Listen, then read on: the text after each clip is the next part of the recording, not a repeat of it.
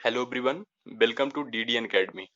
Friend, जैसे आपको पता होगा यूपीएससी ने 2020 सीडीएस सेकेंड का नोटिफिकेशन जारी कर दिया है। ठीक है, हम इसमें डिस्कस करेंगे कि हमारा किस तरीके से हमारी क्वालिफिकेशन क्या होनी चाहिए और हम स्कोर कितना करें, हम सेफ रहें। आईएमए, ओटीए, आईएनए और एएफए की वैकेंसी कितनी है और क्वालिफिकेशन क्या है। ठीक है, पूरा हम डिस्कस करेंगे। प्लीज वीडियोस को पूरा देखिएगा, तब जो भी एस्पिरेंट फर्स्ट टाइम एग्जाम देने आ रहे हैं वो भी देखें, जो उनका किसी का अगर एग्जाम दे चुके हैं वो भी एक प्रिपरेशन स्ट्रेटजी देख लें। ठीक है दोस्तों, जैसे आप देख रहे हैं कि UP union public service commission ने सीडीएस का नोटिफिकेशन जारी कर दिया। ठीक है, तो इसका हम पूरा समझेंगे, पूरी डिटेल्स समझेंगे। प्लीज पूरा वॉच करिएगा। देखो इसमें क्या है, स्टार्टिंग डेट स्टार्ट हो गई है और लास्ट डेट क्या अप्लाई करने की है। दोस्तों लास्ट डेट अप्लाई करने की आपकी 25 अगस्त रखती है ना। 25 अगस्त तक आपको फॉर्म फिल कर देना चाहिए ना। आप इसमें मत रहना कि मैं अभी कर दूंगा, अभी मैं तो बोलूंगा आप अभी कर दीजिएगा, है ना। तो आपको फिर होता क्या है दोस्तों, किन पोस्टों के लिए कितनी वैकेंसी है। देखो, जो भी कैंडिडेट आईएमए के लिए अप्लाई कर रहे हैं, इंडियन मिलिट्री एकेडमी, तो वैकेंसी कितनी है 100। ठीक है, फिर आता है इंडियन नेवल एकेडमी। ठीक है, उसके लिए 26। ठीक है, अब आता है एयरफोर्स के लिए, तो एयरफोर्स के लिए 32 वैकेंसी है। फिर आता है हमारा ओटीए ऑफिसर ट्रेनिंग एकेडमी, जिसे मेन वुमेन दोनों के लिए है ना, 169। फिर आता है officer training academy China Madras, इसके लिए है 17। तो टोटल वैकेंसी कितनी है 344 ये वैकेंसी हो गई। अब हम इसके डिस्कस करेंगे कि सिलेबस क्या है ना। सिलेबस बारे में टोटल डिस्कस करेंगे। आपको ये भी बता दूं कि इसमें आप एक ही फॉर्म में चाहे कोई भी पहली फर्स्ट चॉइस, जैसे आपको लग रहा है कि मेरे को फर्स्ट चॉइस देना चाहिए इंडियन मिलिट्री एकेडमी को, सेकंड देना चाहिए ओटीए को, और थर्ड देना चाहिए नेवल एकेडमी, फिर देना चाहिए एयरफोर्स को। उसके अकॉर्डिंग आप अपनी चॉइस फिल कर सकते हो, जो फॉर्म फिल कर रहे हो, है ना। तो एक ही फॉर्म में दे सकते हैं आप अपनी चॉइस। ठीक है, टोटल वैकेंसी 344, और इसके अकॉर्डिंग आपका मेरिट बनती है। मेरिट के अकॉर्डिंग फाइनल जैसे कट ऑफ आपको क्लियर करना होगा। दोस्तों अब बात कर लेते हैं कैंडिडेट एजिबिलिटी। ठीक है, उनकी योग्यता क्या क्या मांग रहा है। इसमें क्या है, कैंडिडेट मस्ट अनमैरिड होना चाहिए। जो आर्मी के मतलब जो भी आप जा रहे हैं उसमें तो साफ साफ लिखा हुआ अनमैरिड मस्ट। ठीक है, फिर सिटीजनशिप ऑफ इंडिया, है ना। ठीक है, उसके बाद जब हम अप्लाई करते हैं ना, तो उसकी देखते हैं योग्यता क्या है। जैसे आप आईएमए के लिए अप्लाई कर रहे हो, तो उसमें क्या है, अनमैरिड मेल कैंडिडेट। ठीक है, और उसमें डेट ऑफ बर्थ कितनी चाहिए, 2 जुलाई 1997 से 1 जुलाई 2002 तक। ठीक है, तो वो कैंडिडेट एलिजिबल होगा। आपकी डेट ऑफ बर्थ होनी चाहिए 97 से 2002 तक। ठीक है, फिर आता है इंडियन नेवल एकेडमी आईएनए। ठीक है, तो इसमें अनमेरिड कैंडिडेट। ठीक है, और देन जुलाई 2 जुलाई 97, और देन जुलाई 2002। ठीक है, तो ये मान्य होगा आईएमए के आई एन के लिए। अब होता है ऑफ एयरफोर्स के एएफए। ठीक है, एएफए के लिए 20 से 24 ईयर मांग लेते हैं। ठीक है, तो उसको 1 जुलाई इनने रखा 2020, और 97 से 1 होना चाहिए, तो ये मान्य होगा। ठीक है, कैंडिडेट के लिए। दोस्तों फिर आता हमारा ओटीए। दोस्तों फिर आता हमारा ओटीए ऑफिसर ट्रेनिंग एकेडमी। इसमें इसमें इसमें बॉन्ड होना चाहिए। देखो अनमेरिड इसमें भी बोलेगा, अनमेरिड होना चाहिए। उसके बाद कैंडिडेट को बॉन्ड होना चाहिए 2 जुलाई 1996 और 1 जुलाई 2002। तो ये इस कैटेगरी में आप आ रहे हो तो अप्लाई कर सकते हो। ठीक है, फिर आता officer training academy women non technical course के लिए, तो उसमें 2 जुलाई 1996 और 1 जुलाई 2002, तो आप उसके लिए एलिजिबल हो। ठीक है, अब आता है कि आप अनमेरिड हैं, तो अनमेरिड किसमें पर्पस क्या होता है, एडमिशन आई में आईएनए और आईएफए, तो चेन्नई कोर्सेज एलिजिबल, तो यहाँ पे अनमेरिड ही लेते हैं। तो इसमें साफ साफ लिखा हुआ है ना, इसमें अनमेरिड ही लिया जाता है।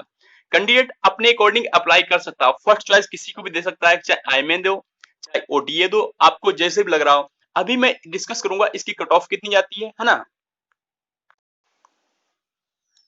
दोस्तों अब बात कर लेते हैं कि एजुकेशन क्वालिफिकेशन हर किसके लिए क्या होनी चाहिए, आईएमए के लिए, ओटीए के लिए। देखो, जो आईएमए है ना, इंडियन मिलिट्री एकेडमी और ऑफिसर ट्रेनिंग एकेडमी, डिग्री होनी चाहिए आपके पास, कोई भी डिग्री हो यूनिवर्सिटी। ठीक है, तो आप अप्लाई कर सकते हो, चाहे बीए हो चाहे बीएससी हो, उसमें केवल डिग्री होनी चाहिए, डिग्री आपके पास। ठीक है, फिर for the Indian naval academy engineer degree होनी चाहिए ना, record of the university institute के अकॉर्डिंग। फिर आता है आईएफए एयरफोर्स एकेडमी। ठीक है, तो इसमें degree university with physics and mathematics 10+2 level engineering आपके पास होनी चाहिए, तो आप अप्लाई कर सकते हो, ठीक है। Graduate first choice in the army, navy, air force, submit proof, ठीक है, वो आपके अपने अकॉर्डिंग देख सकते हो, एसएसबी इंटरव्यू अकॉर्डिंग, ठीक है।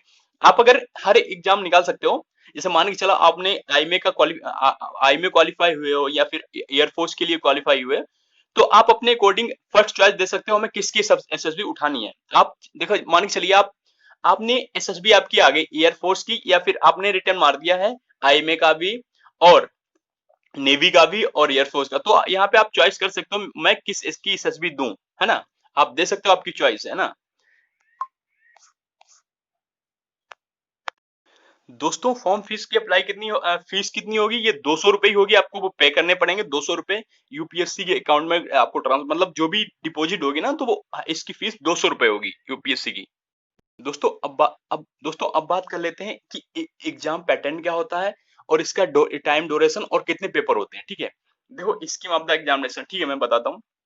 जो कॉम्पिटेटिव एग्जाम है ना यूपीएससी डीएस का, तो आपको इसमें ये देखना है कि आप ओटीए, आईएमए और इंडियन, देखो पहले बात तो आईएमए और आईएनए, इंडियन नेवल एकेडमी और एयरफोर्स एकेडमी का इसका सेम रहता है, आप तीनों का देने जा रहे हो।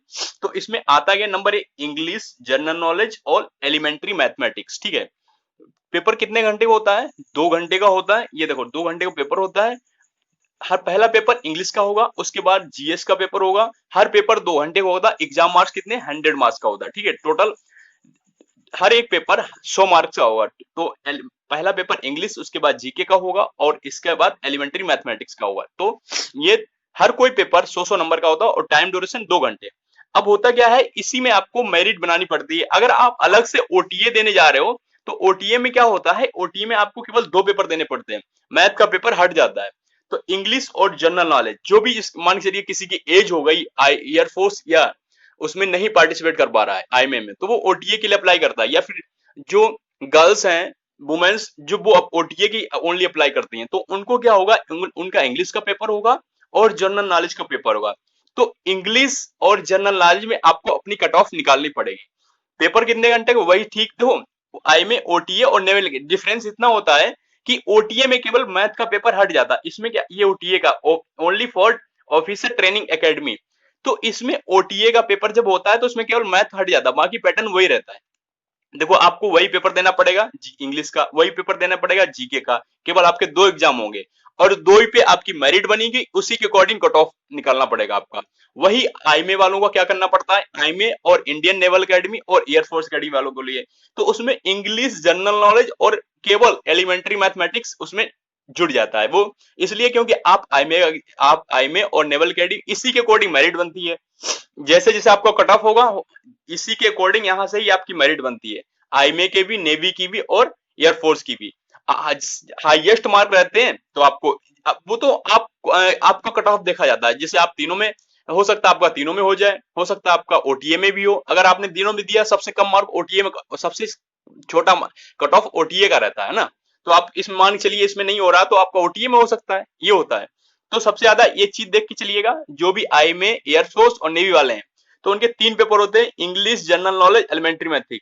हर पेपर का 2 घंटे का टाइम होता है। पहला पेपर इंग्लिश, दूसरा जीएस का, तीसरा मैथमेटिक्स का, और तीनों का आपको कट ऑफ निकलना जरूरी है। ऐसा नहीं है आपने इंग्लिश दे दिया, अगर आपका कट ऑफ जनरल नॉलेज में नहीं निकल रहा तो पेपर आपका क्लियर नहीं होगा, ठीक है। वही ओटीए में होता है, ओटीए में भी आपका दोनों कट ऑफ निकालना जरूरी है, ठीक है, इंग्लिश का भी और जनरल नॉलेज का। अगर आपने इंग्लिश निकाल भी दिया है और जनरल नॉलेज के पेपर का कट ऑफ नहीं क्लियर कर पा रहे हो, तो आपका नहीं होगा, ठीक है, ये होता है।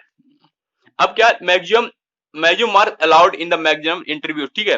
तो इसमें 300 का होता है, और उसका जो भी, जैसे आईएमए, नेवी का ये 300 टोटल हो गया, और इसका 200 को, ओटीए का 200 का होता है ना। समझ में आ गया यहां तक आपके।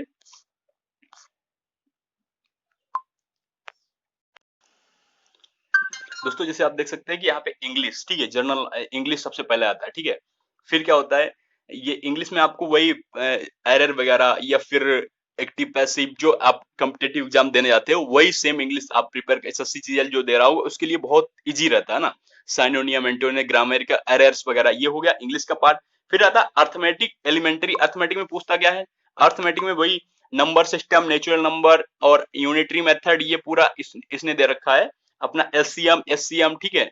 एलिगेशन, ठीक है, ये लॉ। अब फिर आता है अलजेब्रा, बेसिक अलजेब्रा आता है ना, उसमें ये एससीएम एलसीएम थ्योरी, रूट्स बार जो भी आता है, उसके बाद अलजेब्रा, इसके बाद फिर आता है हमारा टिक्नोमेट्री, ठीक है, टिक्नोमेट्री हो गया, ज्योमेट्री हो गया, मेंसुरेशन हो गया, है ना। स्टैटिक का भी पार्ट पूछ लेते हैं ना, स्टैटिक पूछ लेते हैं इसमें, ये है दोस्तों। दोस्तों अब मैं देखता हूँ सीडीएस एक्सपर्ट कट ऑफ 2021 का। देखो रिटन एग्जाम में कैसे कितना एग्जाम गया था, ठीक है, फाइनल में, और मैं कैंडिडेट चेक बिलो, देखो मैं पूरी बात करूंगा इसमें, फाइनल की भी और जो रिटन एग्जाम था।